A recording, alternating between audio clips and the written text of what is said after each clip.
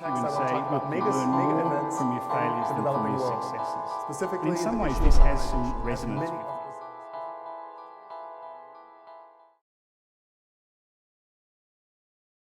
Right, I guess you are all fairly familiar with the quite intimidating question of what does your boss say about that? And then sort of making you feel uncomfortable and all. And I wanted to share with you first a little story about a young colleague of mine. She told me about this family dinner where she was having an engaged, lively conversation about Netlight, the company that we both work for. And she was going about something about her plans that she was engaged in an upcoming student job fair and so on. And just in the middle of that conversation, then my colleague's uncle stopped her and then asked this question. But what does your boss say about that? And sort of apart from what you think, she really didn't know what to say. For a minute before she answered, I don't know, because I really don't know if I have one. Now, my name is Erik Ringertz. As I was already presented, I'm the CEO of this consulting firm, and that, unfortunately, and here you have to bear with me, it gives me as much credibility to talk about the company without bosses, I guess, as John Lennon actually had the credibility to talk about imagining no possessions from his New York penthouse at the probably most expensive address in New York City. But I'm going to do it nevertheless. Now, this company of ours, it was founded in 1999. That was the turn of the millennium. That was the burst of the famous IT bubble. It was also the birth of the digital industry. And it gave us the opportunity not only to start a new range of consulting services in this industry, but also it gives us new ways that we call post-industrial ways to run a company. And we call those Boid. Boid, and I'm glad I had this first speak about artificial intelligence, because Boid, in essence, actually is an old artificial intelligence program from the 80s. So some of you who study at the TUM, you probably have studied something called emergent systems and artificial intelligence, and that is exactly what it is. Self-organizing organizations where the whole is greater than the sum of the individuals, but the individuals are in command. So just to explain this, what Boid means in the first place, Boid is actually short for birdoid, meaning bird robot. So we could just as well talk about bird flocks, but it's so much cooler to talk about bird robots. So that's it. In such a flock, every Boid then decides by him or herself which direction to take based on some principled guidelines. But on the other hand, never does it alone, but always pays attention to the group, and that is how something greater emerges. That is why bird flocks and other kind of flocks and movements appear to be living organisms by themselves.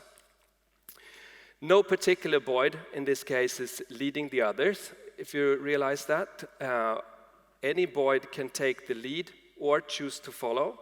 If no one flew, then the entire group would stand still, inevitably. And if all flew individually, then there would be no great emergence out of anything. It would just be some flattering chaos.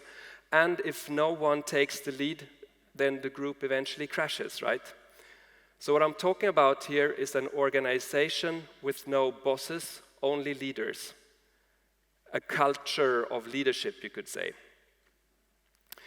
And to understand this, you have to go back towards how businesses are organized today more traditionally, because they are actually relics from the past 2 centuries. First of all, we have the 19th century and the birth of the bureaucracies. You have the emergence of the armies and the emergence of the governmental agencies, and that sort of spur the bureaucracies that you see still today. Then, if you turn to the 20th century, you have all this great hype about machines and machine organisms, regardless of whether they go back to Taylorism of the 20s or 10s, or if you talk about lean, that is basically still a machine-like organization based on management by objectives and so on. What you see there are chains of command, you see titles, you see processes, and you see budgets. And we've lived with these kinds of organizations for so long that we actually take them for granted. We take them for natural, even though they are completely unnatural if you start thinking about how we would behave in real life. And what I'm saying here is that I wanted to give away with you is a little bit that work life today, ironically, requires a splitted personality. You are actually supposed to behave a different way at work than you are at home. You are supposed to take on some kind of professional persona. And actually, I think this probably is what causes the most stress symptoms of today, that constant pressure trying to be somebody else that is not even a human being, but a machine. And then also, ironically, we are trying to fix this today by splitting up work and life even further, by talking about work-life balance, while work-life balance should rather be about behaving naturally at work and stop being schizophrenic about it. Because if you make decisions at home, you don't have different roles, right? If you think about it. You don't have work descriptions and there are no chains of command. You only do what needs to be done. If you take a child, for example, this happens to be Sophie, one of my daughters. She doesn't go to her mom to ask for with a particular set of questions and then go to me for another particular set of questions.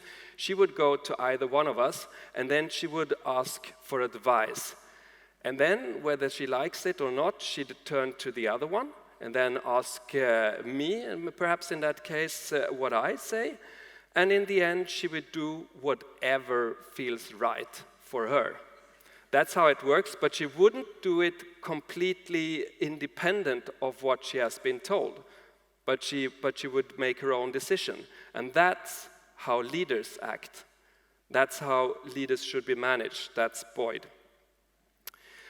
That means essentially that there is no such thing as an organigram as you know it today. There are no boxes.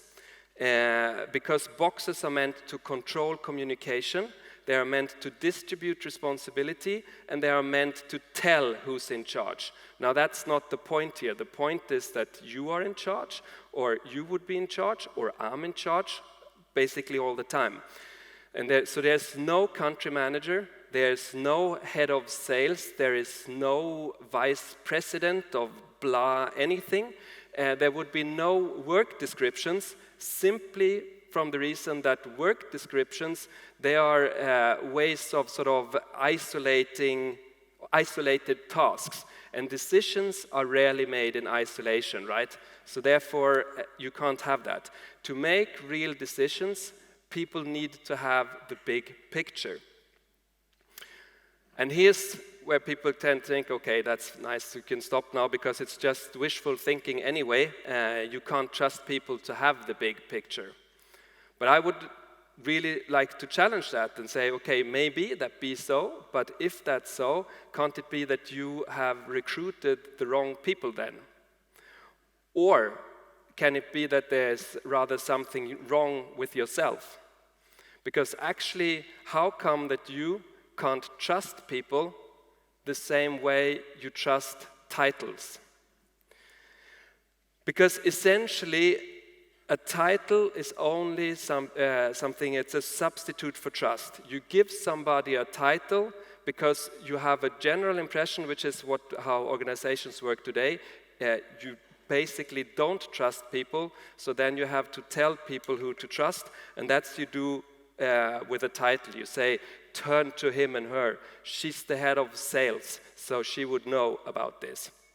Personally, I don't trust titles at all. I've been let down by titles so many times, but I do trust people. I do trust people in general to start with. I can also lose trust in people. I'm not talking about being naive here, and trust must be rebuilt and so on, but I don't need titles to tell me who to trust. So Boid essentially is about trusting people first. And here I'm not talking about delegation either, because that's also some kind of chain of command that presupposes somebody else superior in charge, so it would be somebody else in charge and then you distributed it. But that's not what I'm talking about. I'm not talking about empowerment, which people think it's great today. I'm talking about people in power. Now comes the facet side, because you can just as well talk about facets here as perspectives.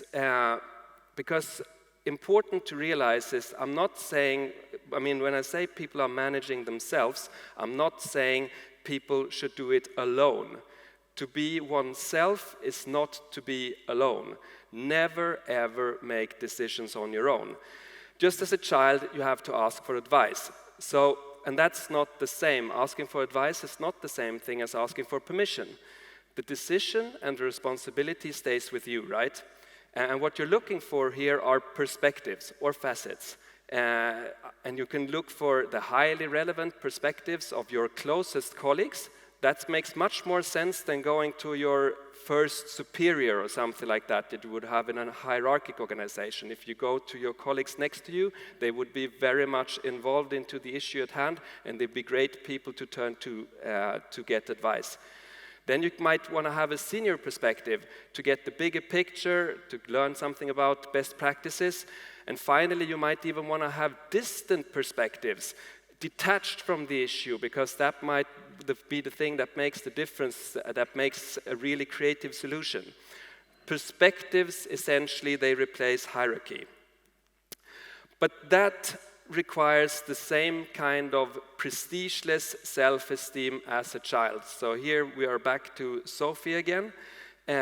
We also call it humble disrespect. Because what I'm talking about here, if you compare it to a regular organization, is there is no such thing as covering backs, there is no such thing as asking for your budget or your mandate. And this is not in order to be nice in general, it's just that personally I don't care about your back. Because here it's not about your back, it's about the subject at hand that needs to be solved. You need to identify the relevant people and go. And there's no consensus here, there's no voting, there's no processes at all. It's not that everybody needs to be on board. It's not about some kind of compliance system. This is about making the best decisions possible, and you need to involve as many relevant people as needed. And there's no difference either. This goes for anyone. You can just as well be the CEO of this kind of company. In this case, I'm a Boid too, right? So I'm in command, but I'm just as well part of the flock all the time. And I'm involved wherever it's relevant. And this is kind of difficult to handle because you would stick to this, okay, but he's the CEO, isn't he the boss anyway? Because I wouldn't go out of the way, never, but I don't have the intention to control either. Because simply trying to predict and control inevitably limits the possible outcome of what can be achieved. And what we do is trying to sense and respond to what's happening instead. Because you don't really have to know exactly where you're going if you can be really confident about that it's going to be great. So what this Boid kind of natural way of managing does, it unleashes the potentials of unlimited, the unlimited ambitions, basically. Yes, to sum this up, this kind of self-management, I can see on your faces here, as usual, it's kind of hard to imagine, does it really work? And probably my best piece of advice here is not to try too hard to try to imagine it. Because if we just let go of sort of how can this be possible and just start thinking naturally about how decision making is done, we realize that there's actually not so much difference to how we are making decisions in these machine-like organizations and the traditional ways we organize. We still have to ask a lot of people for advice. We don't do whatever we like because we like it. We still have different roles to play in an organization like this to achieve a common goal. Only we let this emerge naturally instead. And the point is only, instead of telling people who to trust, where to ask, and what to do and what not to do, we simply allow people to think for themselves. I can promise you it's easy if you try. That's all I had to say to you, and if you need some more in-depth advice, I have Sophie with me and 3 of my other kids there, so they can give you everything you need to know about this. Thank you very much.